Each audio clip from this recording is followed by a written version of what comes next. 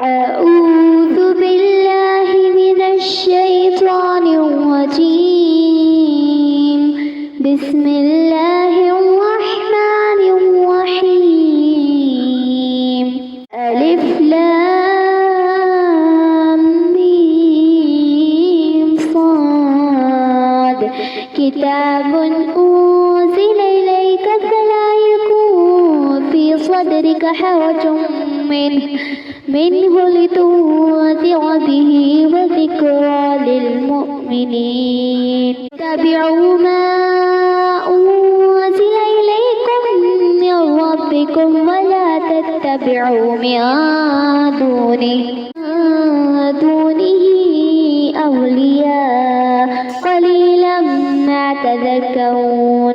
وكم من قرية أهلكناها فجاءها بأسنا بياتا أو هم قائلون. فما كان دعواهم إذ جاءهم بأسنا إلا أن قالوا إنا كنا ظالمين. فلنسألن الذين أرسل إليهم ولنسألن المرسلين. فلنقصن عليهم بعلم وما كنا غائبين. والبث يومئذ الحق. فمن ثقلت موازينه فأولئك هم المفلحون. ومن خفت موازينه فأولئك الذين خسروا أنفسهم بما كانوا بآياتنا يظلمون. ولقد مكناكم في الأرض وجعلنا لكم فيها معايش قليلا ما تشكرون. ولقد خلقناكم ثم صورناكم ثم قلنا للملائكة اسجدوا لآدم فسجدوا إلا إبليس لم يكن من الساجدين. قال ما منعك ألا تسجد إذ أمرتك؟ قال أنا خير منه خلقتني من نار وخلقته من طين. قال فاهبط منها فما يكون لك أن تتكبر فيها فاخرج إنك من الصاغرين. قال أنظرني إلى يوم يبعثون. قال إنك من المنظرين. قال فبما أغويتني لأقعدن لهم صراطك المستقيم ثم لآتينهم من بين أيديهم ومن خلفهم وعن أيمانهم وعن شمائلهم ولا تجد أكثرهم شاكرين. قال اخرج منها مذءوما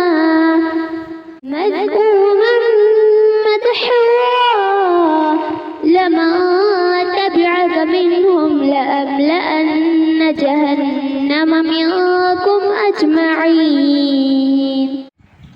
ويا آدم اسكن أنت وزوجك الجنة فكلا من حيث شئتما ولا تقربا هذه الشجرة فتكونا من الظالمين. فوسوس لهما الشيطان ليبدي لهما ما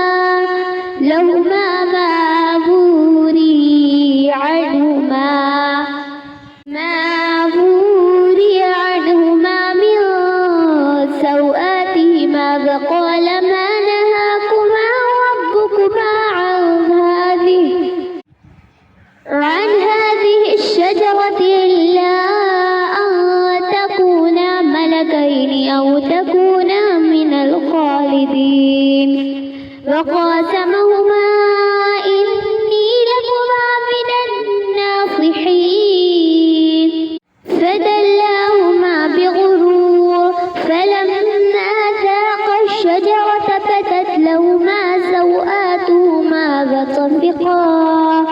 وطفقا يقصفان عليهما من ورق الجنة وناداهما ربهما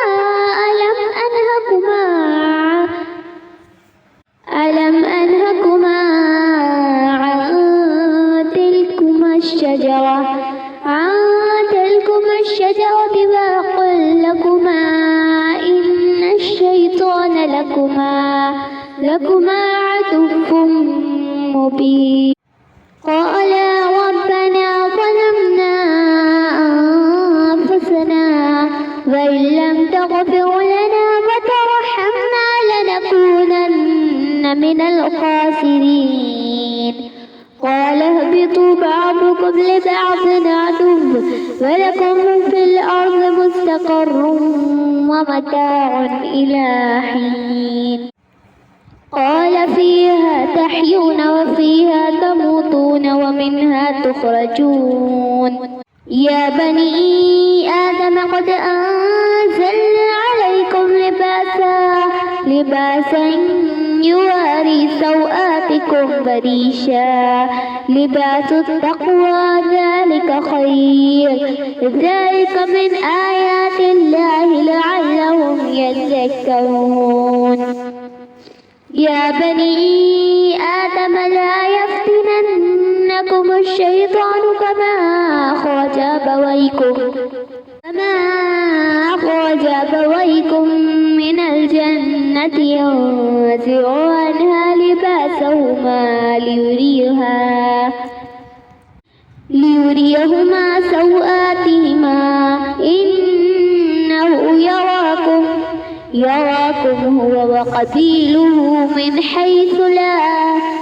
من حيث لا ترونهم إنا جعلنا الشياطين أولياء للذين لا يؤمنون وإذا فعلوا فاحشة قالوا وجدنا عليها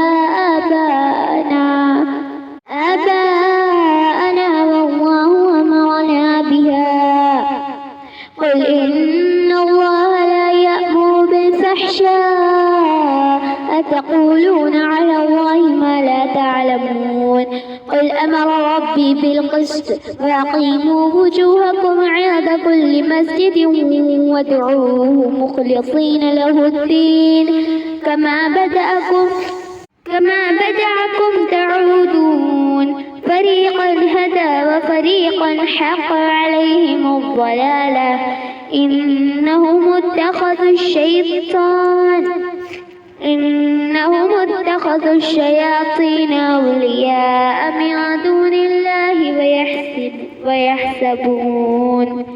ويحسبون أنهم مهتدون يا بني آدم خذوا زينتكم عند كل مسجد وكلوا واشربوا ولا تسرفوا إنه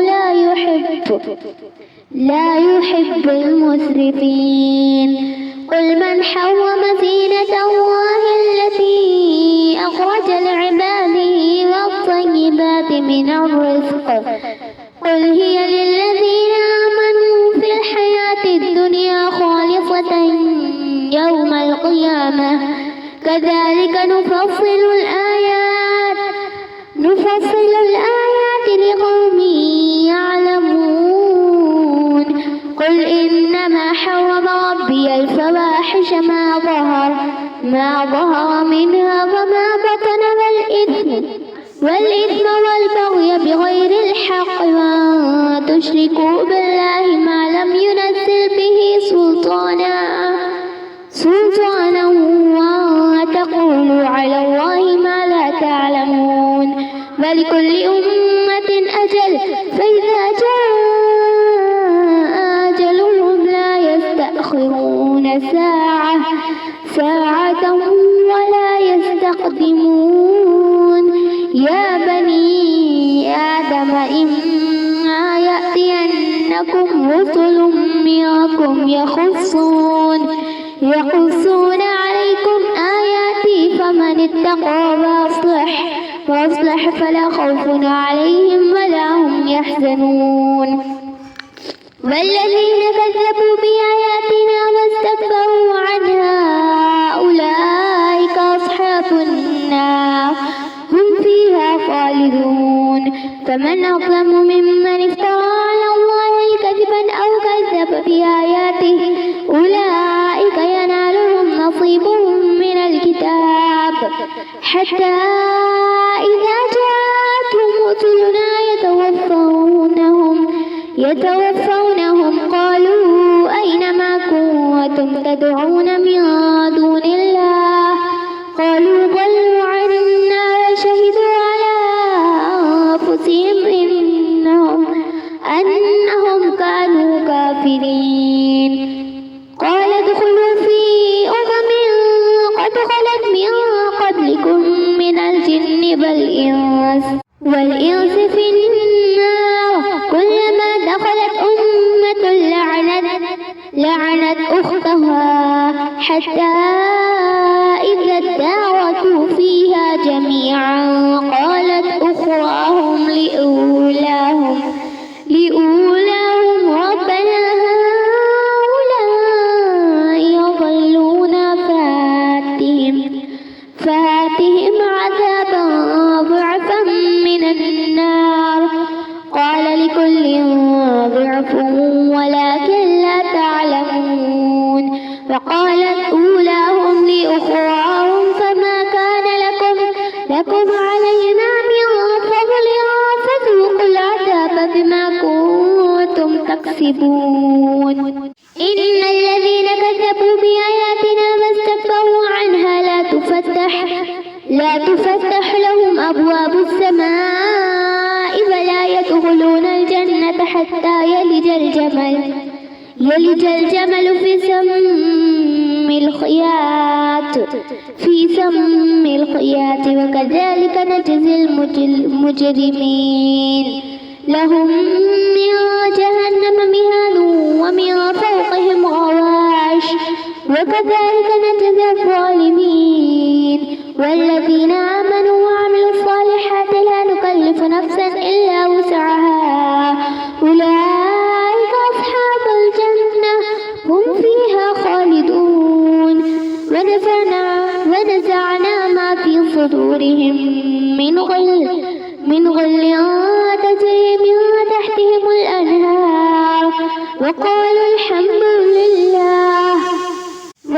الحمد لله الذي هدانا لهذا وما كنا لنهتدي لولا أن هدانا الله لقد جاءت رسل ربنا بالحق ونودوا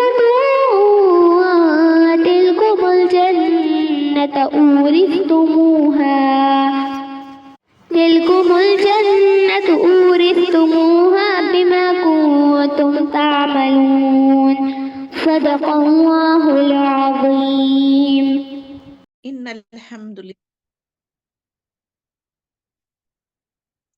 الحمد لله نحمده ونستعينه ونستغفره ونعوذ بالله من شرور أنفسنا ومن سيئات أعمالنا من يهده الله فلا مضل له ومن يضلل فلا هادي له وأشهد أن لا إله إلا الله وحده لا شريك له وأشهد أن لا إله إلا الله وحده لا شريك له وأشهد أن محمدا عبده ورسوله رب اشرح لي صدري ويسر لي أمري واحلل عقدة من لساني يفقهوا قولي ربي يسر ولا تعسر وتمم بالخير وبك نستعين يا فتاح ربي زدني علما يا مقلب القلوب ثبت قلبي على دينك اللهم إني أسألك علما نافعا ورزقا طيبا وعملا مقبولا آمین یا رب العالمین۔ السلام علیکم ورحمۃ اللہ وبرکاتہ۔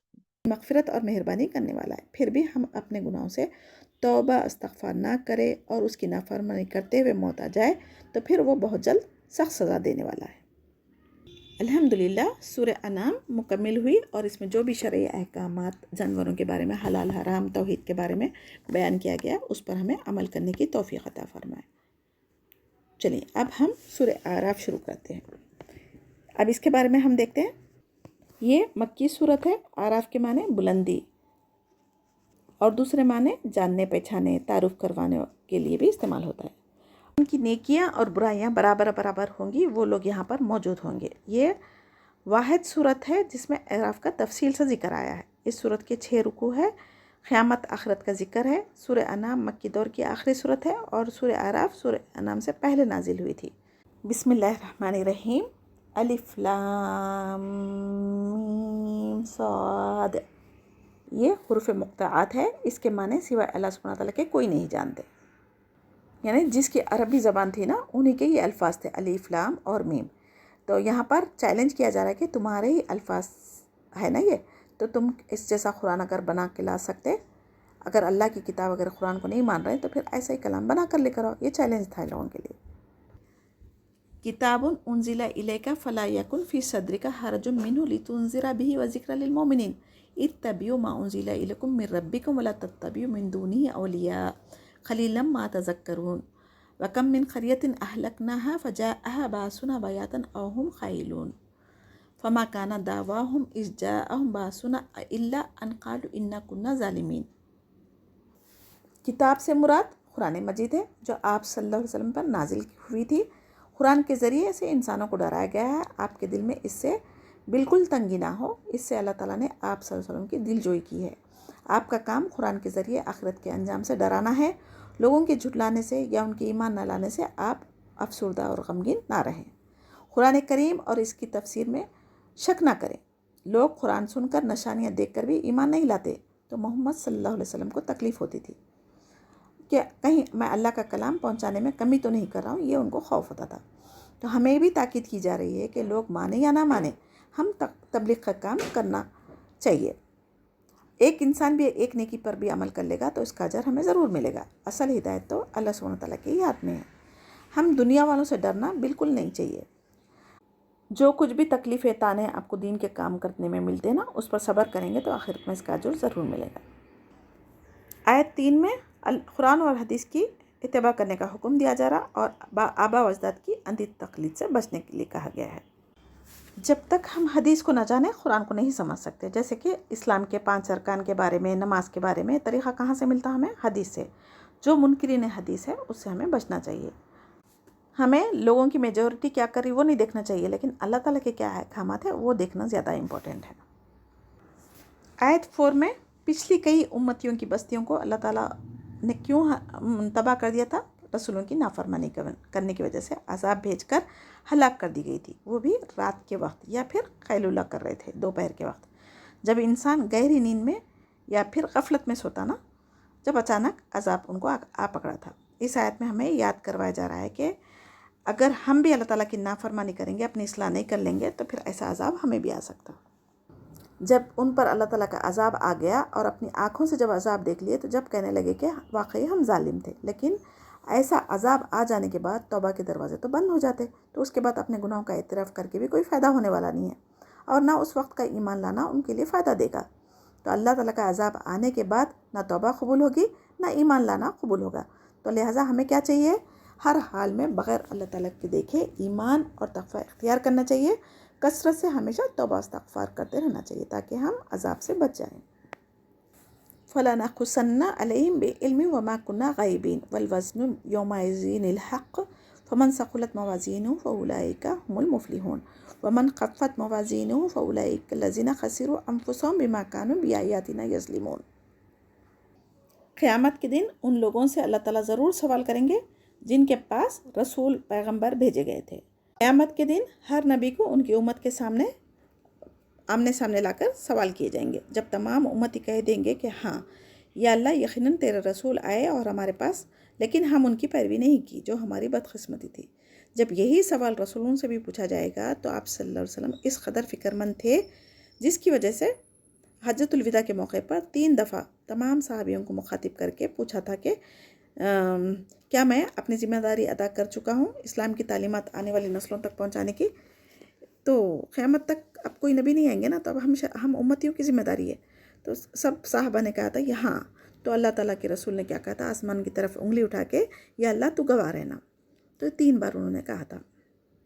अल्लाह ताला ज़ाहिर और पोशीदा बात का इल्म रखता है। उम्मतियों और पैगम्बरों के आमने सामने सारी बातें जो कुछ उन्होंने बयान करेंगे, हर एक छोटी बड़ी नेकी लिखी जा रही होगी। अल्लाह ताला खुद गवाह होंगे, कोई इनकार वहाँ पर नहीं कर सकेंगे अपने गुनाहों का और अपने रसूलों को नाफरमानी करने का, उनको झुटलाने का, जो भी गुनाह उनका है उससे वहाँ पर कोई भी बरी नहीं हो सकता।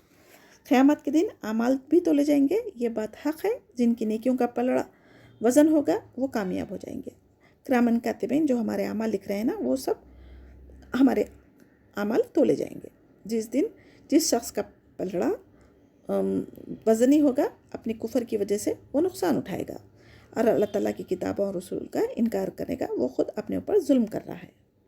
वलक़द मक्कन्नाकुम फ़िल अर्ज़ि वजअलना लकुम फ़ीहा माइश क़लीलन मा तशकुरून वलक़द ख़लक़नाकुम सुम्मा सव्वरनाकुम सुम्मा क़ुलना लिल मलाइकति इसजुदू लि आदम फ़सजदू इल्ला इब्लीस लम यकुन मिनस साजिदीन। यानी अल्लाह ताला ने अपनी मखलूक के लिए ज़मीन पर रहने की जगह दी, हर तरह के रिस्क असबाब दिए, सहूलतें दी, यानी जैसे कि माल, दौलत, औलाद, घर, सेहत वगैरह, फिर भी हम अल्लाह ताला का शुक्र नहीं अदा करते, जैसा कि अल्लाह ताला का हक़ है। एक राई के बराबर नेकी भी गुनाह से बढ़कर होगी तो वो नेकियों को पलड़े में भारी होकर बख्शिश का सबब बन सकती है। हम अपनी ज़िंदगी का एक एक लम्हा ज़ाया करने के बजाय नेकियों में लगाएं। नेमत मिलने पर शुक्र अदा करना चाहिए, अल्लाह से मोहब्बत करना चाहिए, नेमतों का एतराफ़ करना चाहिए, अल्लाह की तारीफ़ करना चाहिए, जिन कामों से वो मना किया है उससे रुक जाना चाहिए और अल्लाह ताला की जो नेमतें हमको दी गई है, माल दिया हुआ है, रिस्क दिया हुआ है, उसको हराम कामों में खर्च ना करें बल्कि नेकी के कामों में खर्च करें। शुक्र कैसा होगा? एतराफ़ नेमत। एतराफ़ नेमत का मतलब क्या है? नेमत को पहचानने के लिए इल्म ज़रूरी है, जब पहचान होगी तभी हम शुक्र अदा करेंगे। और इजहार नेमत क्या है? ये भी अल्लाह ताला की जो नेमतें दी हुई है, जैसा कि इल्म दिया हुआ है तो फिर हम उसका इजहार करते हैं अमल के ज़रिए, और अल्लाह ताला ने अपने को माल दिया हुआ है तो गरीबों में, मिस्कीनों में सदका खैरात करके अल्लाह ताला की नेमत का इजहार करते हैं। इंसान को नेमतों का एहसास होगा तो ही शुक्र अदा करने के काबिल बनेंगे ना। जब अल्लाह का शुक्र अदा नहीं करता तो वो फिर बंदों का शुक्र कहाँ से अदा कर सकेगा? तो अल्लाह ताला से दुआ है कि हमें शुक्रगुजार बंदों में शामिल फरमाए। हज़रत आदम अलैहिस्सलाम को अल्लाह सुब्हानहू तआला ने ख़ास मिट्टी से बनाया। इस आयत में इंसान की ताज़ीम के लिए फ़रिश्तों को और इब्लिस को सजदा करने का हुक्म दिया गया था। इससे इंसान की अज़मत मालूम होती है और इंसान की शक्ल व सूरत अल्लाह ताला ही की बनाई हुई है। इसमें नुक्स और नाम रखना अल्लाह ताला का नाशुक्रापन करना है। इब्लिस ने आदम अलैहिस्सलाम को सिजदा करने से इनकार कर दिया, यानी अल्लाह ताला का जो हुक्म था उसको नहीं माना और जलील ख्वार होकर जन्नत से निकाल दिया गया। आज हम अल्लाह ताला के अहकामात की कितनी पाबंदी कर रहे हैं और कितने सजदे हम ज़ाया कर रहे हैं। नमाज़ों को नहीं पढ़ के हम कितने सजदों का इनकार कर रहे हैं, अपने आप पर गौर करें। क़ाला मा मनाअका अल्ला तस्जुदा इज़ अमरतुका क़ाला अना खैरुम मिन्हु खलक़तनी मिन नार व खलक़तहु मिन तीन क़ाला फ़हबित मिन्हा फ़मा यकूनु लका अन ततकब्बरा फ़ीहा फ़अख़रुज इन्नका मिनस साग़िरीन क़ाला अनज़िरनी इला यौमि युबअसून क़ाला इन्नका मिनल मुनज़रीन क़ाला फ़बिमा अग़वैतनी लअक़उदन्ना लहुम सिरातकल मुस्तक़ीम सुम्मा लआतियन्नहुम मिन बादि ऐदीहिम व मिन ख़ल्फ़िहिम व अन अयमानिहिम व अन शमाइलिहिम वला तजिदु अक्सरहुम शाकिरीन। आयत 12 में इब्लिस ने अपनी गलती पर नादिम होकर माफ़ी मांगने के बजाय गुरूर तकब्बुर का जवाब दिया, यानी मैं आग से बना हुआ हूँ और आदम अलैहिस्सलाम मिट्टी से बने हुए। तो इसे हमें क्या सबक मिलता? अपनी गलती का एतराफ़ करें और फ़ौरन तौबा इस्तग़फ़ार करें और गुरूर तकब्बुर से बचें। अल्लाह ताला का जो भी हुक्म है बग़ैर किसी सवाल व हुज्जत के अमल करना चाहिए। कौन सा अमल अफजल है और किसका उस ज़्यादा अजर है, ये बहस में पढ़ने के बजाय हम हर नेकी को करना चाहिए। शैतान फ़रिश्तों में से नहीं था, वो जिन्नात में है, मगर वो आसमानों में फ़रिश्तों के साथ रहता था। उसकी कसरत से इबादत की वजह से उसको फ़रिश्तों के साथ अल्लाह ताला ने शामिल कर दिया था। तो इंसान की अज़मत व शर्फ़ ये है कि आदम अलैहिस्सलाम को अल्लाह सुब्हानहू तआला ने अपने हाथों से बनाया और अपनी तरफ से रूह फूंकी और अपना खलीफा बनाया, दुनिया में भेजा। तो शैतान ने क़ियास किया था कि आग मिट्टी से बेहतर है, जबकि आग में जलाने, तेज़ी भड़काने से कुछ नहीं होता, बल्कि मिट्टी में सुकून है। इसमें नबातात की ज़्यादती और इस्लाह की सलाहियत होती है, जो आग से हर हाल में आला और बेहतर होती है। और आग को बिछाने का काम कौन करती? मिट्टी कर सकती। तो अल्लाह सुब्हानहू तआला ने इब्लिस को उसके तकब्बुर की वजह से अपनी जन्नत से निकाल दिया। जो कोई अल्लाह ताला के हुक्म के मुकाबले में तकब्बुर करने वाला है, एहतराम व ताज़ीम का नहीं बल्कि ज़िल्लत व ख़ारी का मुस्तहिक़ होता है। शैतान ने अपनी गलती पर शर्मिंदा होकर अल्लाह ताला से माफ़ी मांग लेने के बजाय اس نے مہلت مانگی، اس کو قیامت تک آدم علیہ السلام کی اولاد کو گمراہ کرنے کا مہلت دیا گیا ہے، اختیار دیا گیا ہے۔ جس کے دل میں رائی کے دانے کے برابر بھی تکبر ہوگا وہ جنت میں نہیں جائے گا۔ اور اللہ تعالیٰ ساتھ میں یہ بھی فرما دیے کہ جو کوئی تیری پیروی کرے گا وہ تیرے ساتھ جہنم میں جائے گا۔ آیت 15 میں اللہ تعالیٰ نے ابلیس کو مہلت اس کی خواہش کے مطابق عطا فرمائی۔ اس میں اللہ تعالیٰ کی حکمت، مشیت الہی اور ارادے کا علم اللہ تعالیٰ کو ہے۔ اس میں ایک حکمت یہ بھی ہے کہ انسان کی آزمائش کی جائے، کون اللہ سبحانہ تعالیٰ کا بندہ بنتا ہے اور کون شیطان کی پیروی کرتا ہے۔ آیت 16 میں ابلیس اپنی غلطی ماننے کے بجائے الٹا اللہ پر الزام لگایا کہ آپ نے مجھے گمراہ کر دیا۔ میں قسم کھاتا ہوں میں انسانوں کو گمراہ کرنے کے لیے سیدھے راستے پر بیٹھوں گا اور انہیں روکتے رہوں گا۔ جب بھی ہم نماز، قرآن، روزہ، صدقہ، خیرات کرتے، کوئی نیک کام کرتے تو شیطان ہم کو رکاوٹیں ڈالتا ضرور ہے، جس کی وجہ سے ہم ٹال مٹول کرتے ہیں اور تاخیر سے نمازیں ادا کرتے، نیکی کے کام کو ٹالتے رہتے۔ تو ہمیں آخری سانس تک اپنے نفس کو شیطان سے بچانا ہے، تو ہمیں کیا کرنا ہے؟ اپنے نفس سے جہاد کرنا ہے، اور قرآن و حدیث میں جو دعائیں ہیں شیطان سے بچنے کی وہ پڑھتے رہنا چاہیے۔ آج مشرکین بھی یہی کہتے ہیں کہ اگر اللہ چاہتا تو ہم گمراہ نہیں ہوتے، تو یہ شیطان کی روش ہے۔ قال اخرج منها مذءوما مدحورا لمن تبعك منهم لأملأن جہنم منکم اجمعین۔ یعنی شیطان اس آیت میں کیا کہہ رہا ہے؟ میں پھر آدم علیہ السلام کی اولاد پر سامنے سے، پیچھے سے، اوپر سے، نیچے سے، دائیں سے، بائیں سے، بہرحال ان کو خیر کے کاموں سے روکوں گا اور ان پر حملہ کرتے رہوں گا۔ تو اللہ تعالیٰ نے کہا کہ تم جاؤ اور جو تمہارا بس ہے وہ کرو، جو بندہ تمہاری اطاعت کرے گا وہ تمہارے ساتھ جہنم میں جائے گا۔ یعنی شیطان غلطی کر کے بھی سینہ زوری کر کے اللہ کی رحمت سے دور ہو گیا۔ اس سے ہمیں کیا پتہ چلتا؟ ہمیں اپنا محاسبہ کرتے رہنا چاہیے، توبہ استغفار کثرت سے کرنا چاہیے، لوگوں کی خامیوں کے بجائے اپنی خامیوں کو دیکھنا چاہیے۔ اللہ سبحانہ تعالیٰ نے ابلیس کی سرکشی والے جوابات کی وجہ سے فرمایا کہ تو میری جنت سے ذلیل خوار ہو کر نکل جا، اور جو شخص بھی اللہ کو چھوڑ کر تیری پیروی کرے گا میں ضرور تم سب سے جہنم بھر دوں گا۔ وَيَا آدَمُ اسْكُنْ أَنْتَ وَزَوْجُكَ الْجَنَّةَ فَكُلَا مِنْ حَيْثُ شِئْتُمَا وَلَا تَقْرَبَا هَٰذِهِ الشَّجَرَةَ فَتَكُونَا مِنَ الظَّالِمِينَ فَوَسْوَسَ لَهُمَا الشَّيْطَانُ لِيُبْدِيَ لَهُمَا مَا وُرِيَ عَنْهُمَا مِنْ سَوْآتِهِمَا وَقَالَ مَا نَهَاكُمَا رَبُّكُمَا عَنْ هَٰذِهِ الشَّجَرَةِ إِلَّا أَن تَكُونَا مَلَكَيْنِ أَوْ تَكُونَا مِنَ الْخَالِدِينَ وَقَاسَمَهُمَا إِنِّي لَكُمَا لَمِنَ النَّاصِحِينَ فَدَلَّاهُمَا بِغُرُورٍ فَلَمَّا ذَاقَا الشَّجَرَةَ بَدَتْ لَهُمَا سَوْآتُهُمَا وَطَفِقَا يَخْصِفَانِ عَلَيْهِمَا مِنْ وَرَقِ الْجَنَّةِ وَنَادَاهُمَا رَبُّهُمَا أَلَمْ أَنْهَاكُمَا عَنْ تِلْكُمَا الشَّجَرَةِ وَأَقُلْ لَكُمَا إِنَّ الشَّيْطَانَ لَكُمَا عَدُوٌّ مُبِينٌ۔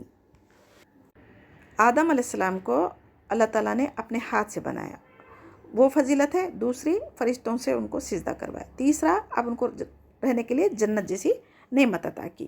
اور ساتھ میں اللہ تعالیٰ کیا کہا؟ ایک درخت کے پاس مت جاؤ، جہاں سے جو چاہے جتنا چاہے کھاؤ۔ لیکن شیطان نے کیا کیا؟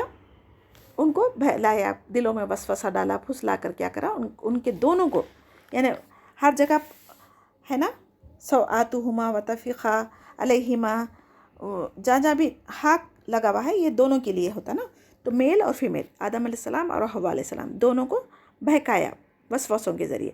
شیطان نے کیا کیا؟ وسوسہ ڈالا کہ یہ درخت کا پھل اگر تم کھائیں گے تو فرشتے بن جائیں گے، ہمیشہ کے لیے تم جنت میں رہیں گے، اسی لیے اللہ تعالیٰ نے تمہیں منع کیا۔ ایسا بہرحال ایسی چیزیں کہنے سے وہ درخت کا پھل ان دونوں نے کھا لیے، پھر ہمیشہ رہنے والوں میں سے ہو جائیں گے بولے تو لالچ تو کسی بھی انسان کو آتی نا، تو انسان ہونے کے ناطے بھول کے کھا لیے تھے، اور یہ پھر شیطان جھوٹی قسمیں کھا کر بھی ان کو دھوکہ دے رہا تھا۔ تو حیا ایمان کا جز ہے، تو انسان کی فطرت میں حیا ہے، شیطان بے حیائی سکھاتا ہمیں۔ تو یہاں پر کیا ہوا؟ جیسے ہی لوگوں نے پھل کھایا تو ان کے جسم سے جنت کے جو لباس تھے وہ اتر گئے۔ آج ہم انسان بھی اللہ تعالیٰ کی ہزاروں نعمتیں جو پاک صاف ہے اس کو چھوڑ کر بری چیزوں کی طرف ہی اٹریکٹ کرتے نا، تو یہ بھی شیطان کا حربہ ہے ہمارے پر۔ کبھی ماں باپ کی محبت میں تو کبھی اولاد کی محبت میں بری چیزوں کو ہم اپناتے جاتے۔ تو آدم علیہ السلام اور حوا کو جو نعمتیں آسائش جنت کی دی گئی تھی وہ سب اللہ تعالیٰ نے ان سے واپس چھین لی۔ لباس وغیرہ جو بھی تھا ان کو اللہ تعالیٰ کی نافرمانی کرنے کی وجہ سے لباس اتار کر ان کو ایک دوسرے کی سترگاہ دیکھنے لگے، تو پھر اپنے جسم کو جنت کے جو بھی جھاڑ تھے اس کے پتوں سے اپنے جسم کو چھپانے لگے، اور اللہ تعالیٰ نے کہا کہ اب تم اس جنت سے نکل جاؤ۔ یعنی اللہ کا نام لے کر انہیں جھوٹی قسمیں کھانے سے، یعنی نیک بندے بھی کبھی کبھی اللہ کے نام پر آسانی کے ساتھ دھوکے کھا سکتے. تو اللہ کی حکم کے خلاف ورزی کرنے سے ان کے جنت کے لباس جو تھے نا وہ چھین لیے تھے، جو نورانی لباس تھے، اور غیر شعوری طور پر، غیر ارادی طور پر ان سے غلطی ہوئی تھی. تو دونوں اپنی شرکاؤں کو جنت کے پتوں سے چھپانے لگے تھے. اللہ تعالیٰ انہیں پکار کر کہا، کیا میں نے تمہیں جنت کی تمام نعمتیں دی تھی سوائے اس درخت کے؟ منع کیا تھا نا، تو پھر کیوں تم نے شیطان کی باتوں میں آ گئے؟ شیطان تمہارا کھلا دشمن ہے. یعنی اللہ تعالیٰ کی تنبیہ کے باوجود دونوں نے شیطان کے وسوسوں کا شکار ہو گئے تھے. اس میں ہمیں کیا تاکید کی جا رہی ہے؟ شیطان کے جال بڑے حسین اور دل فریب ہوتے ہیں، جن سے آدم علیہ السلام نہیں بچ سکے، تو ہم کیسے بچ سکتے؟ ہم تو گناہ گار ہیں نا. لہٰذا ہمیں ہر وقت بڑی احتیاط کے ساتھ اللہ تعالیٰ سے حفاظت کی دعائیں کرتے ہوئے اور اس سے پناہ مانگنا چاہیے. کسی بھی برائی کو چھوٹی نہیں سمجھنا چاہیے. ایک چھوٹی سی گناہ، چھوٹی سی غلطی حضرت آدم علیہ السلام کو جنت سے نکال کر دنیا میں بھیج دیا تھا. قال ربنا ظلمنا انفسنا وان لم تغفر لنا وترحمنا لنكونن من الخاسرین. اور حضرت آدم علیہ السلام اور حوا دونوں نے اپنی غلطی پر نادم اور شرمندہ ہوئے اور عاجزی و انکساری اختیار کی. اور اس دعا، یہ جو ہے نا آیت 23، یہ دعا ہے آدم علیہ السلام کی، یعنی یہ آدم علیہ السلام کا استغفار ہے. پھر اللہ تعالیٰ نے ان کی توبہ قبول کی. اس آیت سے ہمیں کیا سبق ملتا؟ جب کبھی ہمارے سے کوئی گناہ ہو جائے تو فوراً اس پر توبہ استغفار کرنا چاہیے. قال بیتوا بعضکم لبعض عدو ولکم فی الارض مستقر ومتاع الی حین قال فیہا تحیون وفیہا تموتون ومنہا تخرجون.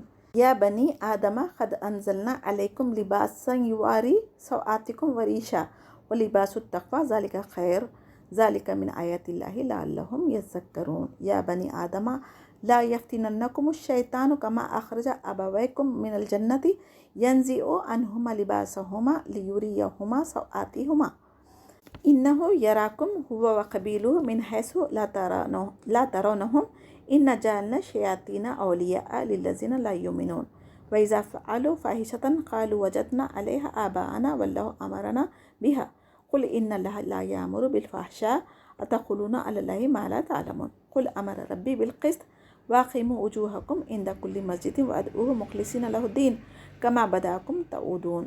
فریقا ہدا وفریقا حق علیہم الضلالہ انہم اتخذوا الشیاطین اولیاء من دون اللہ ویحسبون انہم مہتدون. یا بنی آدم خذوا زینتکم عند کل مسجد وکلوا واشربوا ولا تسرفوا انہ لا یحب المسرفین. قل من حرم زینت اللہ التی اخرج لعبادہ والطیبات من رزق قل ہی للذین آمنوا فی الحیاۃ الدنیا خالصۃ یوم القیامہ کذالک نفصل الآیات لقوم یعلمون. قل انما حرم ربی الفواحش ما ظہر منها وما بطن والاسم والبغی بغیر الحق وان تشرکوا باللہ ما لم ينزل به سلطانا وان تقولوا علی اللہ ما لا تعلمون. ولکل امۃ اجل فاذا جاء اجلهم لا یستأخرون ساعة ولا یستقدمون. یا بنی آدم اما یاتینکم رسول منکم یقصون علیکم آیاتی فمن اتقی واصلح فلا خوف علیہم ولا هم یحزنون. یعنی آدم علیہ السلام کو، حوا علیہ السلام کو، دونوں کو جب شیطان نے بہکا کر جنت سے نکالا تو وہ کیسے ہمیں چھوڑے گا کہ جنت میں چلے جائیں؟ تو وہ تو اپنی کوشش میں لگا ہوا ہے نا. اللہ تعالیٰ یہاں پر کیا فرما رہے ہیں؟ شیطان تمہارا کھلا دشمن ہے، تو ہم بھی اس کو دشمن ہی سمجھنا چاہیے. سب سے پہلا گناہ آدم علیہ السلام سے کیا ہوا؟ اللہ تعالیٰ کی نافرمانی کرتے ان کے ستر کھل گئے. تو آج معاشرے میں جو ہمارے لباس ہے، ستر کو ڈھانپنے کے لیے جو اللہ تعالیٰ نے رکھے تھے، وہ سب ہمارے ظاہر کر رہے ہیں نا ہم لوگ. تو بے حیائی سب سے پہلا گناہ تھا، جو گناہ کی وجہ سے سزا کے طور پر ہوا تھا، بے حیائی. تو آج ہمارے معاشرے میں بے حیائی عام ہوتی جا رہی ہے. یعنی شیطان کے لشکر ہمیں دیکھتے ہیں مگر ہم شیطانوں کو نہیں دیکھ سکتے نا. تو یہاں پر اہل ایمان کو شیطان اور اس کے قبیلے کے چیلوں سے ڈرایا گیا ہے کہ کہیں انسان کی غفلت اور سستی سے وہ فائدہ نہ اٹھا لے اور گمراہی کی طرف نہ ڈھکیل دے. اگر اللہ تعالیٰ ہمیں نہیں بتاتے تو ہم کو شیطان جنات نظر بھی نہیں آتے تھے، نہ ان سے ہم بچنے کی کوشش کرتے. تو اب ہمیں کیا کرنا چاہیے؟ ہر وقت اذکار، صبح شام کے اذکار پڑھ کے شیطان سے اللہ تعالیٰ کی پناہ میں آنا چاہیے. جس کے دل میں ایمان نہیں ہے اور خوف خدا نہیں ہے، وہی شیطان کے دوست بنتے ہیں. اہل ایمان کو وہ کبھی گمراہ کرنے کی کوشش کرتا رہتا ہے لیکن اس کے ہاتھ نہیں لگتے. اور انہیں کیا کرتا؟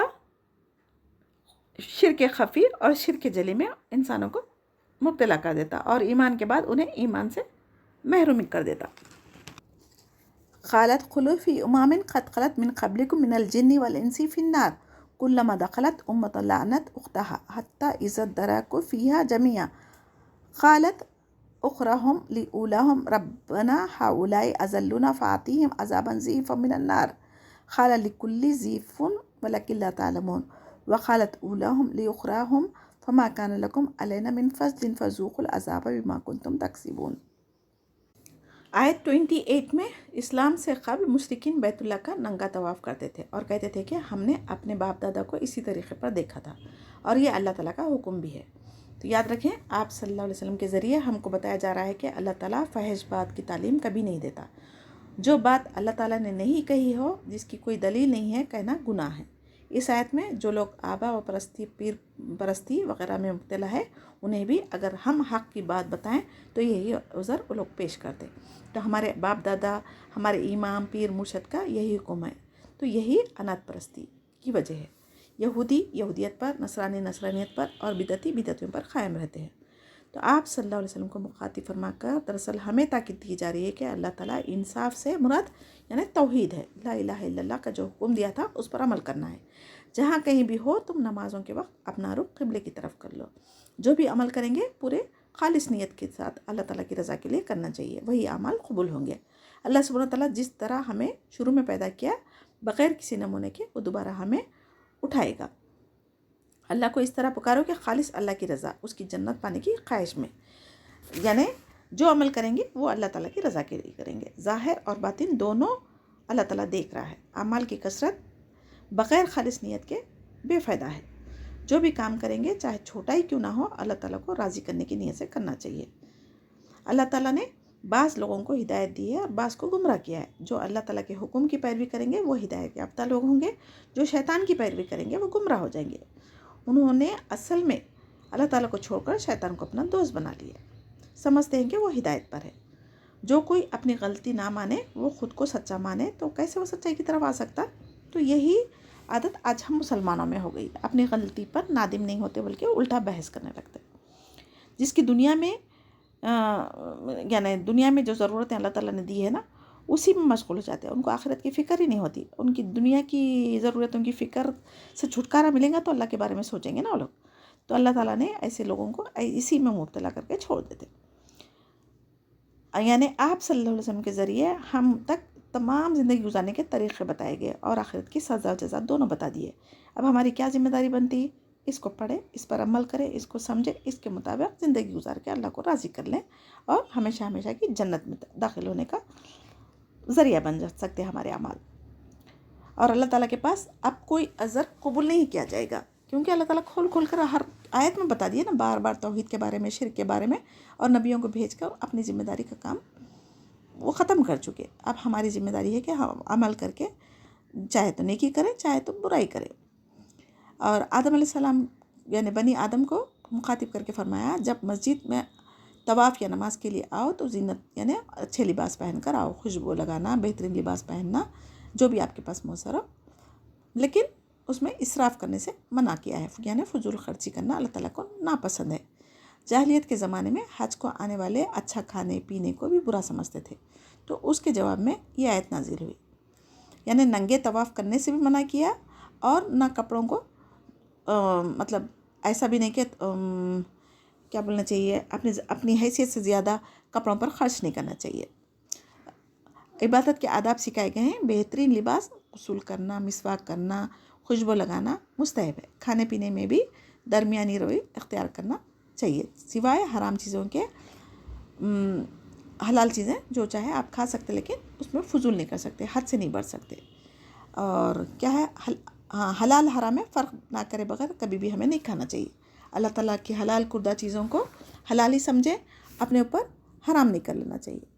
بھوک اور ضرورت سے زیادہ اگر ہے تو ہم غریبوں کو، مسکینوں کو تقسیم کریں۔ تو اللہ تعالیٰ ساری نعمتیں دینے کے بعد میں بھی اگر کھانا پینا ہونے کے باوجود بھی انسان خود کو بھوکے رکھے اور اتنی بھی طاقت نہ رہے کہ فرائض بھی ادا کرنے کے قابل نہیں ہوئے، تو ایسا بھی کرنے سے منع کیا ہے۔ ہر وقت کھانے پینے کی فکر میں وقت ضائع نہیں کرنا ہے. کھانا اتنا ہی کھائیں جس سے انسان زندہ رہ سکے. جس کو دل چاہے اسی وقت لینے یا کھانے بیٹھ نہیں جانا چاہیے. ایکچولی رمضان میں جو روزوں کا مقصد ہے نا وہی آج کل ہم ختم کرتے جا رہے ہیں. جو دن عام دنوں میں بھی ہم مہینوں سالوں میں نہیں کھاتے تھے وہ ساری چیزیں رمضان میں ہم کھا کے روزوں کا مقصد جو ہے اس کو ہی ختم کر دیا آج.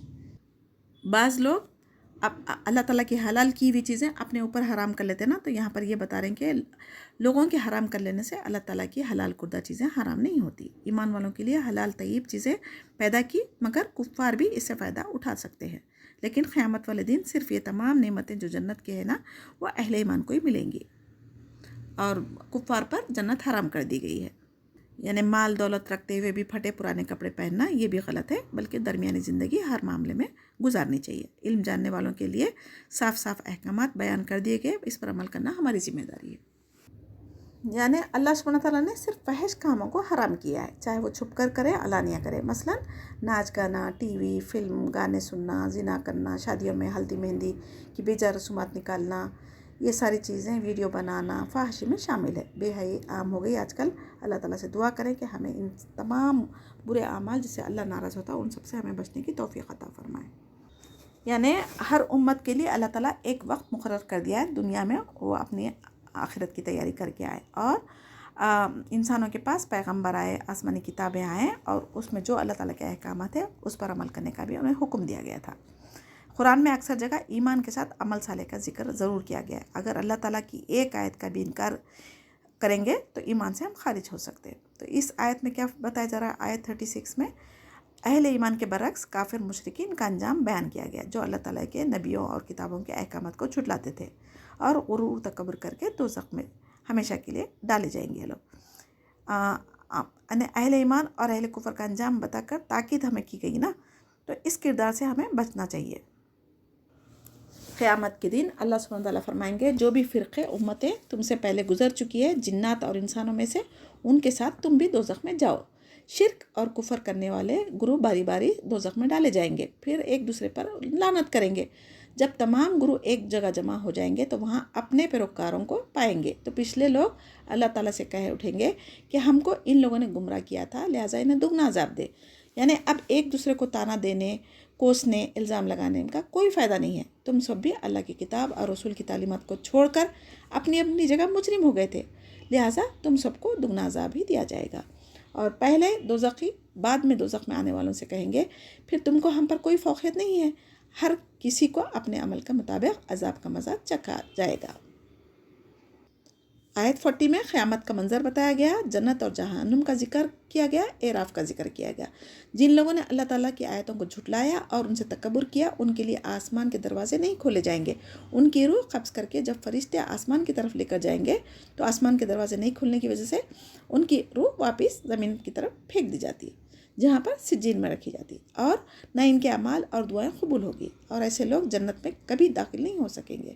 جس طرح اون سوئی کے ناکے سے گزرنا ناممکن ہے نا، اسی طرح اہل کفر اور مشرکین کا جنت میں داخلہ ناممکن ہے.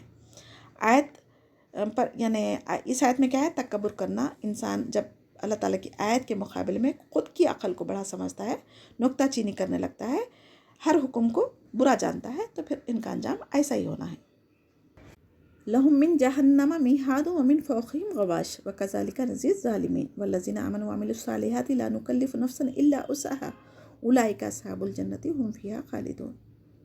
جو کوئی اللہ کی آیتوں کا اور رسولوں کا مذاق اڑائے ان ایسے لوگوں کے لیے جہنم ہی ان کا ٹھکانہ ہے، ان کا اڑنا ان کا بچھونا دونوں آگ ہی ہوگا. اللہ تعالیٰ ایسے ہی سزا دینے والا ہے ظالموں کو. جو آیتیں ہماری کچھ سمجھ میں نہ آئیں اس پر بحث کرنے کے بجائے ہمیں خاموشی اختیار کرنا چاہیے. جو لوگ اللہ اور رسول پر ایمان لائے اور عمل صالح کیے ان کے لیے جنت کی خوشخبری ہے جہاں پر وہ ہمیشہ ہمیشہ رہیں گے. یعنی ایمان کے بعد نیک عمل کیا ہے؟ کتنے آسان ہے، جیسے کہ نماز پڑھنا، روزے رکھنا، سال میں 12 مہینوں میں 1 مہینے کے روزے رکھنا، دن بھر میں 5 نمازیں پڑھنا، اگر مال ہے آپ کے پاس تو زکوٰۃ میں سے بھی 2.5% دینا، اور اگر آپ صاحب استطاعت ہے تو حج کے لیے جانا. یہ کتنے آسان چیزیں ہیں. زندگی میں ایک بار حج فرض کیا گیا. اگر بیمار ہے تو بڑھاپا ہے تو پھر بیٹھ کر نماز، کھڑے کے نہیں پڑھ سکے تو بیٹھ کے نہیں تو لیٹ کے اشارے سے پڑھنے کی بھی اجازت دی ہے. اور روزے اگر بیمار ہے تو اس کو قضا کرنے کا، فدیہ دینے کا بھی اللہ تعالیٰ نے رکھا ہے. تو تو یہ سب انسانوں کے لیے آسان ہے اگر وہ کرنا چاہے.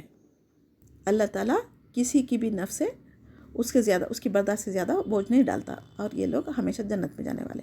وَنَازَعْنَا مَا فِي صُدُورِهِم مِّن غِلٍّ تَجْرِي مِن تَحْتِهِمُ الْأَنْهَارُ وَقَالُوا الْحَمْدُ لِلَّهِ الَّذِي هَدَانَا لِهَٰذَا وَمَا كُنَّا لِنَهْتَدِيَ لَوْلَا أَنْ هَدَانَا اللَّهُ لَقَدْ جَاءَتْ رُسُلُ رَبِّنَا بِالْحَقِّ وَنُودُوا أَن تِلْكُمُ الْجَنَّةُ أُورِثْتُمُوهَا بِمَا كُنتُمْ تَعْمَلُونَ.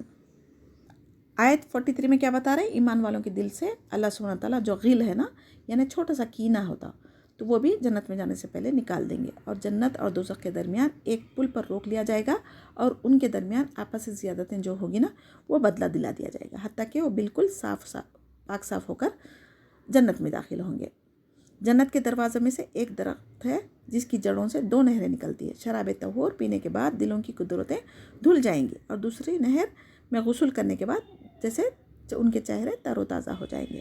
جنت میں داخل ہو کر اللہ تعالیٰ کا شکر ادا کریں گے جس نے ہمیں ایمان اور عمل صالح کی توفیق دی اور اس کو قبول فرما کر ہمیں جنت نصیب فرمائی.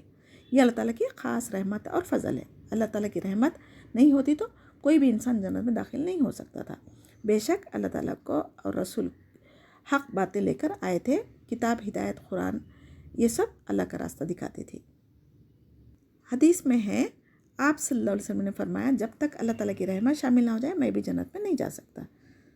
تو اللہ تعالیٰ مجھے اپنے دامن رحمت میں سمیٹ لے. آمین یا رب. اللہ تعالیٰ شاباشی دے گا اور فرمائیں گے کہ تم جنت کے وارث بنائے گئے ہو. اپنے اعمال کی وجہ سے ہر انسان کے 2 گھر ہوں گے، جنت اور دوزخ میں.